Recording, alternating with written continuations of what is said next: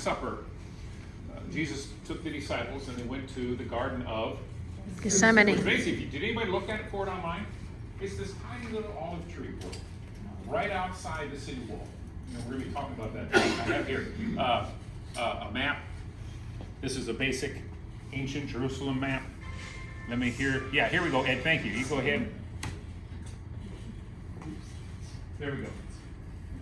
Let's talk about this for a second, then we'll get into this. This is basically, it's a raw example, but in the days of Jesus, here's everything that's going on. So, Sunday we talked about the triumphal entry. Right up here is the Mount of Olives.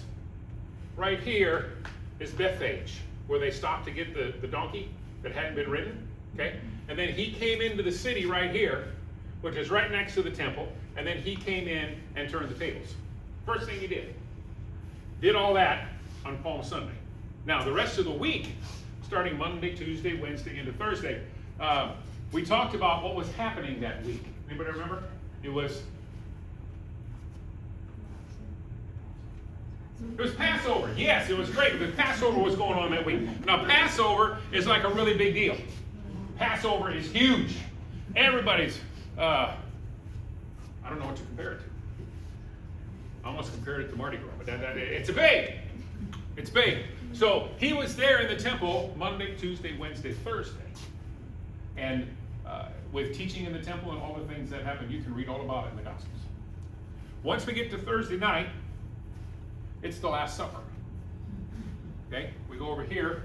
Oh, and let me give you some perspective. This is the Temple Mount. This is where Solomon's temple was. You know what's there now? A Muslim mosque. That was right here. This, let me get my bearings here. We got the upper city, and over here is the lower city. I want to say thank you to Heidi. She did this so we can read it good. You didn't want me to write. Okay. Right over here is the Wailing Wall. Anybody familiar with that? That's right here because this is significantly lower than the Temple Mount that's up here. Okay, so it gives you perspective. We got there. So when they came to the Last Supper, they were here. Can everybody see? They were here. Okay, they walked out to Gethsemane, which is over here. This is the Kidron Valley. The word even says they walked through the Kidron Valley. John chapter 15, when they stopped the vine and the branches illustration Jesus came, that was during that walk. Now, something you think, boy, he walked all that? This is not a really big, huge space. The whole thing is maybe about a mile wide, not even 3 miles tall. Small area. You have to remember. I noticed the gauges in meters. Oh yeah, right here. In meters, yeah, sorry, we had the meters. Never mind. Okay, so when they got to Gethsemane, you have to understand, that's only maybe about a 15, 20-minute walk. They get to Gethsemane, and Jesus begins to pray. We talked about that in John chapter 17 a couple weeks ago. By the time he got done with that prayer, he realized, well, he already knew, but it was imminent. The time of his arrest was coming. And everybody knows, if you've read it at all, he was praying so intensely that he was sweating drops of blood. Think about it. He knew what was about to happen to him. And yet, John 17, he did all that praying, he did all that stuff, and he prayed for himself, he prayed for his disciples, he prayed for you and me. Okay, now we all know that. After that time came, we get into the scripture, and he says, look, my betrayer comes. Now, who is this betrayer? Judas. And Judas went to the temple leaders and the church leaders, and he said, hey, I'm going to set this up for you. I'm going to get it set up so that we can go get him. And so at the Last Supper, you know, we talked about the fact that 2 different times Judas was actually possessed by Satan himself. That's when he went and he said, okay, I know where he is. Let's go. And there were temple guards. They brought clubs. They brought swords. They brought torches. It was late at night. And when they got there, of course, Judas said, you'll know who it is because I'll kiss him. Judas came and said, Rabbi, teacher, and kissed him. Now, they arrested him. Of course, you know, we don't have time to get all the minute detail of the actual arrest, but you know, Peter said, hey, we got swords, what do you want us to do? And he sliced off the ear of the master's servant. And what did Jesus say? You remember? This is your Bible trivia tonight. Jesus said, put away your sword. Those who live by the sword will die by the sword. And he reached down. He just cut his ear off. Jesus put it right back. Like it never happened. As we go through this tonight, I want you to think about the absolute awesome power of God. Jesus just prayed, if this cup can pass from me, that would be okay with me. But then he said, not my will, but your will be done. And he had said, it's the hour of the enemy. It's his turn now. And so he submitted to everything that happened to him. So they're in Gethsemane. Now, the trial, as they took him in, does anybody know the name of the high priest at that time? Caiaphas. Does anybody know his father-in-law's name? Close. Annas. Because what they did, it's late at night, and they took Jesus to Annas because everybody's sleeping. You remember that the disciples were sleeping. Jesus said, you can't even watch with me for 1 hour. It was late. They just had a good meal. It's Passover. It's party time. So they get to Annas, and they go, while Annas is talking to him, and we're going to read a little bit of this here, it gave the others, the priests, everybody, to run through town and wake everybody up. We got him. We finally got him. You have to understand the buildup. And as you read through this, you see the buildup of how angry the church leaders got. Because every time they tried to nail him on something, he saw him coming. Anytime that they tried to trip him up, he would just quote scripture. Oh, it made them mad. And again, through this whole thing, the thing that amazes me more than anything else is the fact that the ones who hated him the most was the church. The very ones who have said, the Messiah is here, said, not on our watch. And so they brought him to Annas. So they came from Gethsemane, they came back into the city, back up to the upper city, and here's the house of Caiaphas, and they had to go wake him up. Okay, so let's read. We're in John chapter 18, if you want to go there. John chapter 18. We're going to read a little bit tonight. Verses 12 through 14. So the soldiers or commanding officer and the temple guards arrested Jesus and tied him up. First they took him to Annas, since he was the father-in-law of Caiaphas, the high priest at that time. Caiaphas was the one who had told the other Jewish leaders, it's better that one man should die for the people. Wow, that was the high priest. These guys are furious. They got nothing on the guy.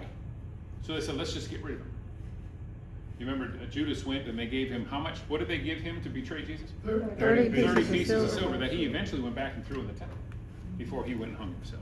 All right? So the first trial is there, Annas, when they went to wake everybody up. And they're accusing him. And they're talking about all this stuff. And they're accusing him of everything. Now what did Jesus say? Nothing. He just stood there. How many of you remember a song? He could have called 10,000 angels to destroy the world and set him free. Remember that? Some of you remember that? Yeah, he could have, at any time he said, no. Boom. Why did he allow all this to go through? Let's keep going. Second trial, let's go to Luke. Luke chapter 22. They're still there in the home of Caiaphas, right up here, not far from where the Last Supper was. All right, we are in Luke chapter 22. Get the right page here, and we're going to start in verse 54. 54. So they arrested him and led him to the high priest's home. Peter followed at a distance. The guards lit a fire in the middle of the court and sat around it. Peter joined them there. A servant girl noticed him in the firelight and began staring at him. Finally, she said, This man was one of Jesus' followers. But Peter denied it. Woman, he said, I don't even know him. Peter's quite a guy. We could talk a long time tonight about Peter. We could talk a long time tonight about how many of us relate to Peter. Somebody help me. All right. After a while, someone else looked at him and said, You must be one of them. No, man, I'm not, Peter retorted. About an hour later, someone else insisted. This must be one of them because he's a Galilean too. But Peter said, man, I don't know what you are talking about. Well, he cussed.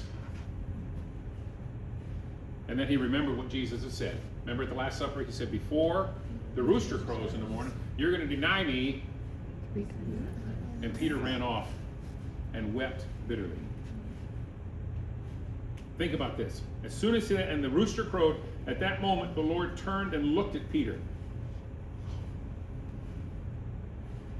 Suddenly the Lord's words flashed through Peter's mind. And he went and he wept bitterly. The guards in charge of Jesus began mocking and beating him. They blindfolded him and said, prophesy to us, who hit you at this time? And they hurled all kinds of terrible insults at him. Have you ever seen, I want to try to put this in perspective. Have you ever seen a bunch of kids, they all decide to pick on one? Kids can be very, very cruel that way. Think of that. When they're slapping them and kicking them and they blindfold them and all and spitting on them. This is the Messiah. This is your king. And they're treating him like that. So that's the second trial. Now here's the deal. As we talked about before, where's Ed? What they did with Annas and with Caiaphas was illegal.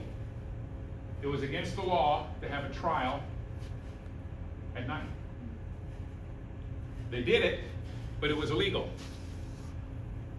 That's why later on, and we'll explain that later on, but the first two times when they got Jesus in there, slapping around, kicking him around, waking everybody up, and everybody gets there, it was illegal. Now, it's late at night. It's coming into the morning, and we come to the third trial because now daylight is coming. So they have to make it legal. So let's go back over to Luke 22, and we're going to be in verse 66 is where we're going to start with this. At daybreak, all the elders of the people had assembled, including the leading priests and the teachers of the religious law. Jesus was led before the high council, and they said, tell us, are you the Messiah? But he replied, if I tell you, you won't believe me. And if I ask you a question, you won't answer. But from now on, the Son of Man will be seated in the place of power at God's right hand. Can you see the authority of Jesus in this? And can you see the absolute rage of the leaders of the church? They all shouted, are you claiming to be the Son of God? And he replied, you say that I am. Why do we need any other witnesses? They said, we ourselves heard him say it. Now, for somebody to say, I am God, that was blasphemy. Well, nobody else was, it was him.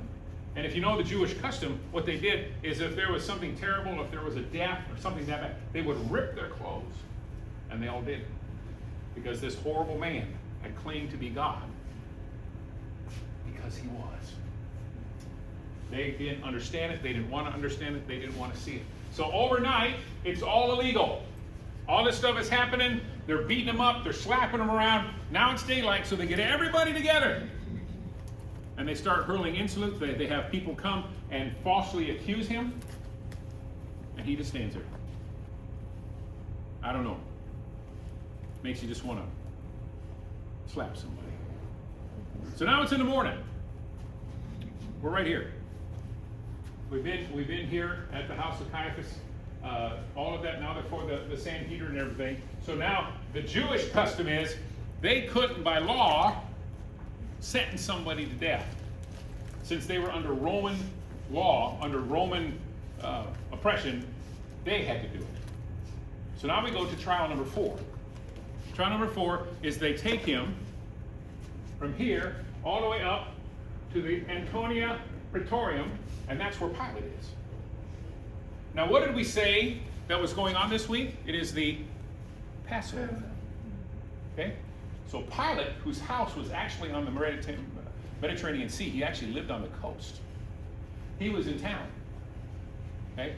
That's why I talked to some folks about that, and they thought that this actually took weeks for this to happen. No, this all happened in one night.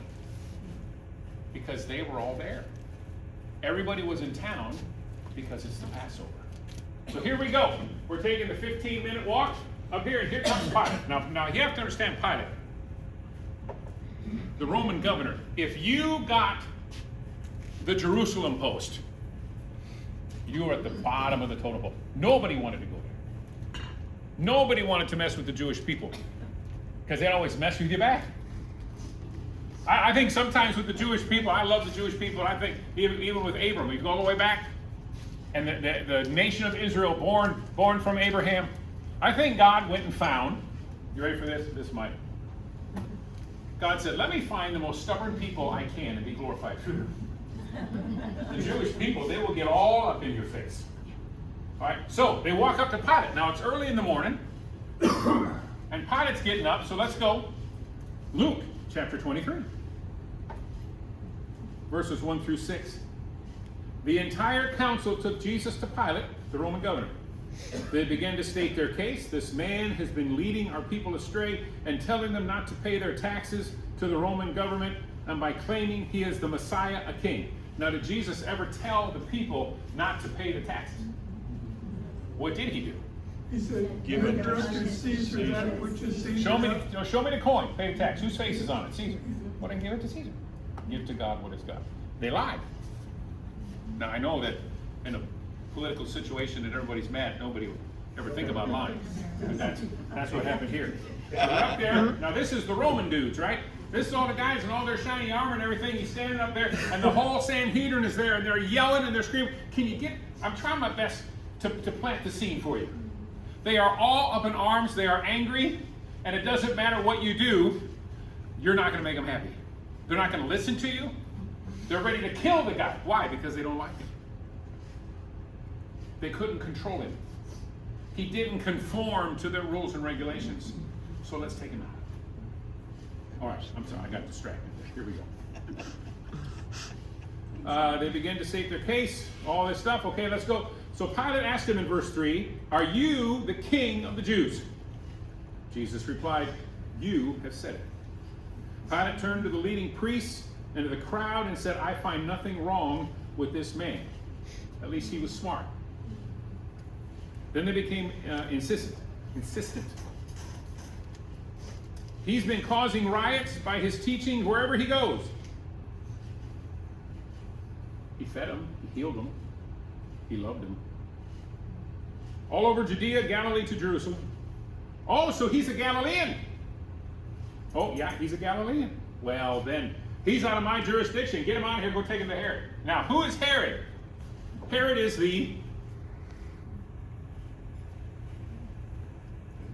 what he says, the king. He's the king of Israel. It's more of a celebrity status. More of a king, because really the political, all that stuff. So anyway, Herod is more like a symbol. If you remember when Jesus was born, Herod, that was a different Herod. It's kind of like come in for a while and then you bring in another one. His name's always Herod. So they took him to Herod. So they go all the way from up here and they come down to Herod's palace, his house over here, the main house, and they bring him here, and there's Herod. Now Herod is all excited. Herod is just ecstatic. Why? Because he's always wanted to meet Jesus. Let's find out why. So he goes before Herod. Luke chapter 23. We're still in 23. We're going to go to verse 8. Herod was delighted at the opportunity to see Jesus because he had heard about him and had been hoping for a long time to see him perform a miracle. He asked Jesus question after question, but Jesus refused to answer. Meanwhile, the leading priests and the teachers of righteous law stood there shouting their accusations. Shouting. Then Herod and his soldiers began mocking and ridiculing Jesus. Finally, they put a royal robe on him and sent him back to Pilate. Herod and Pilate, now politically, they're on opposite ends of the spectrum. Nobody in Jerusalem or Israel want the Romans there. But who they had been enemies before, they became friends that day. Wow. Wow. Okay, so do you see it? Nobody wants to mess with Jesus. They're walking all over the city all night. We go from Gethsemane, from the Last Supper, over to Gethsemane, to come back over to talk to fights. Let's take them to Pilate. Well, let's send them to Herod. Let's send them to Herod. Now, all of this, like I said, is not a long walk. Okay? They're walking everywhere. So now, here, they send him back. Now, does anybody know what time of day on Good Friday that Jesus was actually crucified and hung up on the cross? Anybody remember that? 3. Say it again, I'm sorry. He died at 3. When he was first put up on the cross. Noon. Hey, no? 9. Hey. You have to come Friday to find that out. All right. Ah! Okay, so it was early. By the time they got him drug out to Golgotha, and yes, it was about 9 o'clock. So all of this is happening early in the morning. Early in the morning. Jesus has been up all night. All night. After the Last Supper and everything that he did. Okay, so you keep that in mind, and here we go. Go back to Pilate for the second time. Let's go to the book of Matthew. Matthew, chapter 27. Matthew 27, we're going to start with verse 11, if you're following along there. Jesus was now standing before Pilate, the second time, the Roman governor. Are you the king of the Jews? You have said it. But when the leading priests and the elders made their accusations against him, Jesus remained silent. Don't you hear all these changes that are bringing against you? Pilate demanded. But Jesus made no response to any of the charges, much to the governor's surprise. Now it was the governor's custom each year during the Passover celebration to release one prisoner to the crowd. Anybody they wanted who's in prison. This year, there was a notorious prisoner, a man named Barabbas. As the crowds gathered before Pilate's house that morning, he asked him, which one do you want me to release to you, Barabbas or Jesus, who was called the Messiah? He knew very well that the religious leaders had arrested Jesus out of envy. Just then, as Pilate was sitting on the judgment seat, his wife sent him a message. Leave that innocent man alone. I have suffered through a terrible nightmare about him last night. Meanwhile, the leading priests and the elders persuaded the crowd to ask for Barabbas to be released and for Jesus to be put to death. So the governor asked again, which of these do you want me to release to you? The crowd shouted back, Barabbas! Jesus responded, then what should I do with Jesus, who is called Messiah? They shouted back, crucify him! Why? What crime has he committed? But the mob roared even louder, crucify him! Crucify him! Pilate saw that he wasn't getting anywhere and that the riot was developing. So he sent for a bowl of water and washed his hands before the crowd, saying, I am innocent of this man's blood. This responsibility is yours. Now, I'm going to read something for you here. If you follow along, we're in verse 25. All the people yelled back, we will take responsibility for his death, we and our children.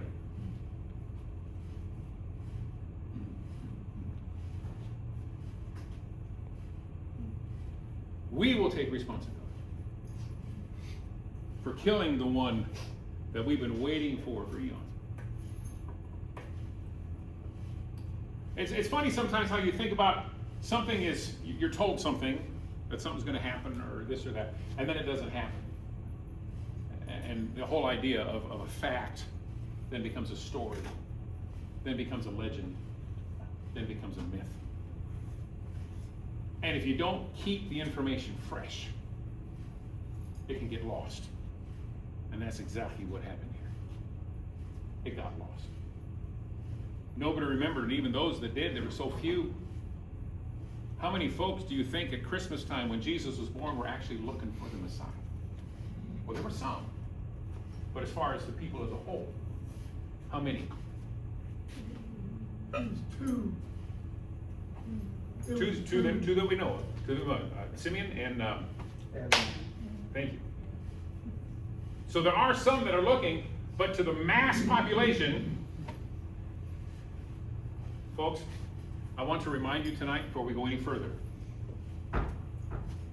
Jesus Christ is Lord. He's real. The Word of God is true. And everything that this says either has happened or will happen will. I don't care what the news says. I don't care what politics say. I don't care about any of that. Whatever this says is going to happen. You know how we know that? Because everything up to this point has already happened. It's already come true. I want to remind you tonight as we go through that there's nothing else biblically that needs to happen prophetically for Christ to take the church up. It can happen Just wanted to remind you of that. So he's standing before Pilate. His wife says, leave him alone. Leave him alone. And the people yell, we'll take it. Pilate got some water. He washed his hands. Said, I'm done with it. Now, let's go over to the book of John. Okay, he's still here. He went, okay, let's do it again. Went from Gethsemane, Last Supper, to Gethsemane, to Caiaphas, up to Pilate, to Herod, back to Pilate. And now Pilate's got him. He washes his hands. Go to John chapter 19. John chapter 19. We're going to start in verse 7.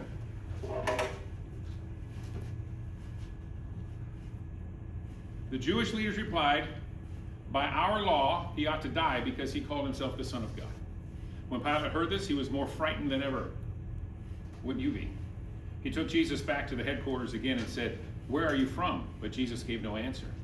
Why don't you talk to me? Pilate demanded. Don't you realize that I have the power to release you or crucify you? Now verse 11. Everybody buckle up. You ready? Jesus said, you would have no power over me at all unless it were given to you from above. So the one who handed me over to you has the greater sin. Pilate tried to release him. The people yelled, if you let him go, you're no friend to Caesar. Can you feel the political tension? And it's loud, it's early in the morning, everybody's yelling and screaming. It doesn't matter what you say, they're not going to listen. So he washed his hands. He said, take him. Now this is what they did. Before he was even talking about being crucified. They took it back, and they had a whip that was laced. There's all kinds of little lead chips, sometimes fragment of bone that are very, very sharp. If you've ever had a butter knife that's really warm, and you cut it through butter, that's what it's like. Now they took him back, and they tied him up. And they took, now if you can think of a handle, and there were several leather straps on it, all of it with all this stuff in it. And they started to beat him. They started to beat him. The law said you have to stop at 40 minus 1, which is. That's how many times they did it. By the time they finished with him, his flesh was ripped open. It said by the time he got back before Pilate, they put a crown of thorns on his head. Now, we're trying to get that for Friday night. I actually had one that had the actual thorns. We got it from Jerusalem. Have you ever seen them? The thorn bush? The thorns in that thing are about that long. They wrapped it around and they put it on his head and they went, why? What did Jesus do? Why were they so full of hate? Well, if you want to look at it practically, if there is one, Jesus allowed this to happen because of you and me.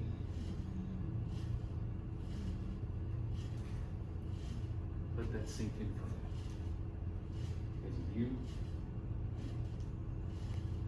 Because of everybody who's ever lived or ever will. Because of sin. Sin came into the world way back there. And it's destroying us. So he allowed that to happen. They whooped him and whooped him and whooped him, brought him out, wrapped him up in a like a big robe. So they laughed at him and they spit on him and they beat him and they said, "Hail to the king!" He could have called 10,000 angels, but he died alone for you and me.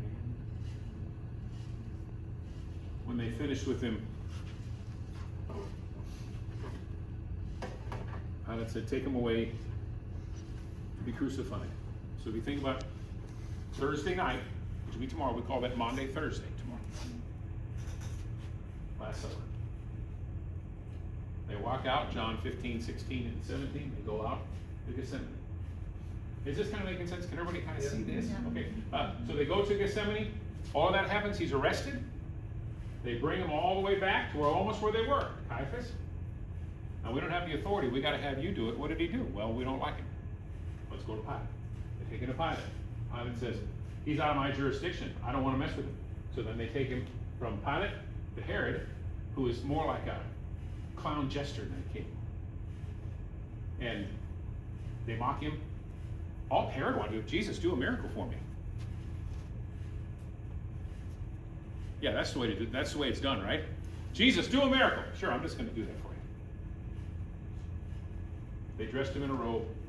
They slapped him around and beat him, and then they took him back to Herod. Herod, back to Pilate. And when Pilate was standing there, Pilate did everything that he could because he knew the guy had done nothing wrong, and he knew they were just mad at him. Think about that. I'm going to release, as you know, every year I release to you one prisoner. I've got Barabbas here and I got Jesus. Give us Barabbas! Well, why? What about Jesus? Crucify him! Why? What's he done? Crucify him! Have you ever noticed when sin and hatred and all of that is at its peak, there is no justification, there's no reason, there's just hate. And that's what happened. When you think about all of the elements that led up to this point, you've got Judas.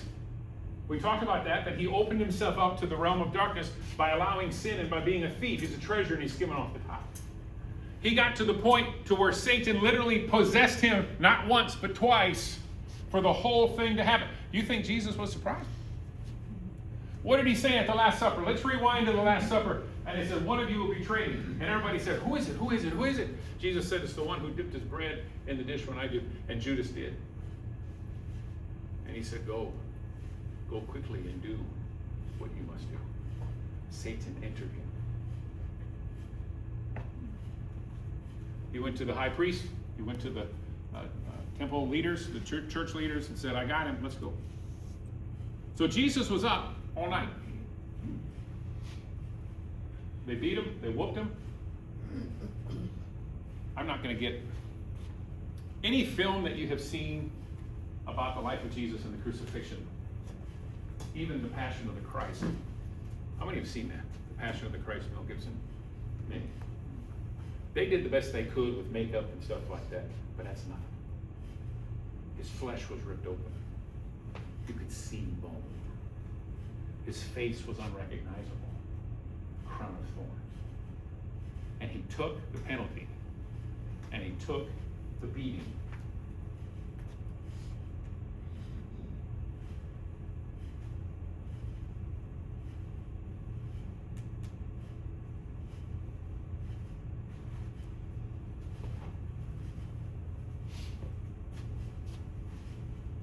As he wrapped it up, he washed his hands and he walked away. They were going to take him off to be crucified. So we're from here. And I always thought, and we're going to get into this Friday as well, but they made him carry his cross. Now he's been up all night. They beat him to a pulp. There's not much left, and now carry a cross. We're going to talk more about that Friday. So I had to get from here out of the city over to Golgotha. Now I have some homework for you. I really like you to do this. If you would please do this for me. Get online, however you do that, and put in Golgotha or the place of the skull, because it's still there. Anybody seen it? Has anybody seen that before? If you look on it, because it's a hillside, and they actually have like almost looks like plexiglass or something like that, that covers the site where the three crosses were. And in the rock face, you can see the skull. That's why it's called the place of the skull. So they took him out, and he had to drag his cross down the Via Dolorosa, which means the way of suffering. And they took him out to be crucified. A mock trial and a legal trial, all because they hated him. The whole detail of that. Like I said, some people said, well, it must have taken weeks. No, they all went to all these places. Pilate was in town. Herod was in town. Why? It was the Passover. It's a time of celebration. And if we rewind to Palm Sunday, here comes Jesus on a colt that's never been ridden. Blessed is he who comes in the name of the Lord. He came right into town on the Passover as the sacrificial lamb. When you go back and you dissect and you look into the history, it's absolutely amazing over and over and over again how much God knows what he's doing. And I want you to think about the fact, or be reminded of the fact, whatever Jesus says goes. Easter time is hard time for me. Many years ago, when Michelle and I were first married, we moved to Nashville, Tennessee. That was my first introduction into the Church of the Nazarene, Grace Church in Nashville, Tennessee. And they did a passion play there every Easter. The place sat about 1,200 people, balcony, and all this big place. And they had to let out tickets were free, but they had to print them and hand them out, so they only had so much seating, and it was packed. Well, I don't play it so much anymore, but for years and years and years I played the trombone. The one I have is pretty much worn out. I want to get another one because I want to play it. I played it too long to put it down. But I played in the orchestra, full 40-piece orchestra, 100-voice choir, all in costume and full makeup, and Michelle sang in the choir, and we did that thing for 8 nights in a row. Palm Sunday night through Easter Sunday night. We did every night, we did that, and the place was packed out. Well, I'm down here, so if you can think, here's the platform right here, here's the stage, and I'm down here at the end, and I've got my trombone for Scott's in, and I'm playing away, and the aisle right behind me, there's an aisle down here, and every night when Jesus carried his cross, he came down this aisle. Now, I gotta tell you something. Somebody got hurt every year. That was a big old cross. And he was dragging that thing down the aisle. And it was on cue. I know it was on cue. But as he came down that aisle, every night,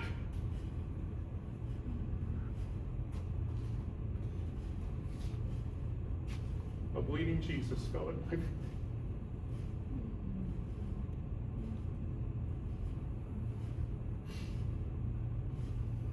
Most time I had to stop playing,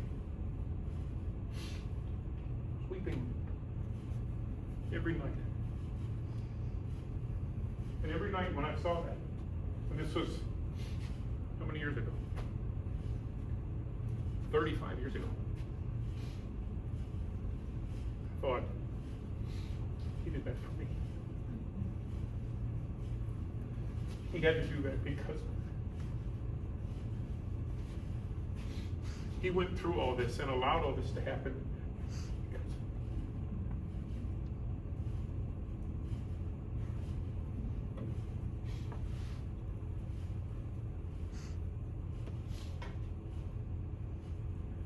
Because of hate, greed, doubt, lust, hatred. You can take the Ten Commandments, pretty much shred it up. Pretty much all of us have done that.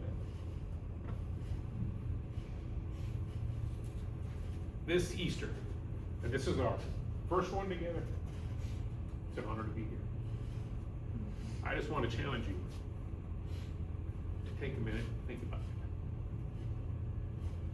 What he did is because of us. As Pilate washed his hands, he said, take him. His blood's not my responsibility. Let him be on us and on our children. How many times, folks, do we just don't get it? We can't see with our human eyes what God is really doing. By the time he gets to the end of the thing and he's beat to a pulp and he's shredded to pieces and they put a crown of thorns, they throw a cross on his shoulder and make him drag it outside the city to be slaughtered like a lamb.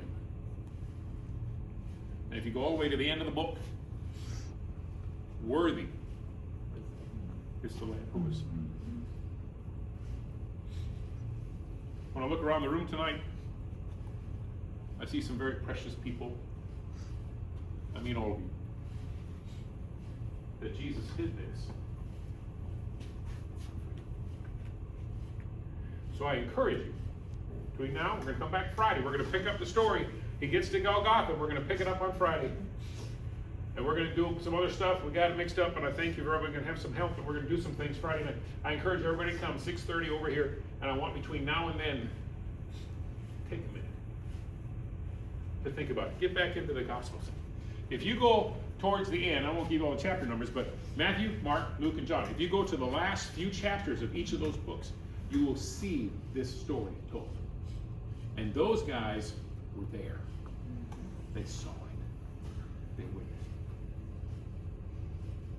Oh, folks, what a joy it is to be in a room full of people who know who Jesus is. I have seen the hopelessness when somebody doesn't. So folks, tonight, and I hope this made sense. Did this help? A little visual. Of course, this isn't an exact, but it's pretty close. Of what he did, where he went, what happened, because they hated him so bad.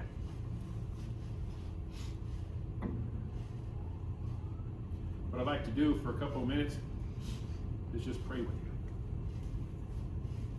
I tell you what, Ed, if you'd like to, you can bring the lights back up for me.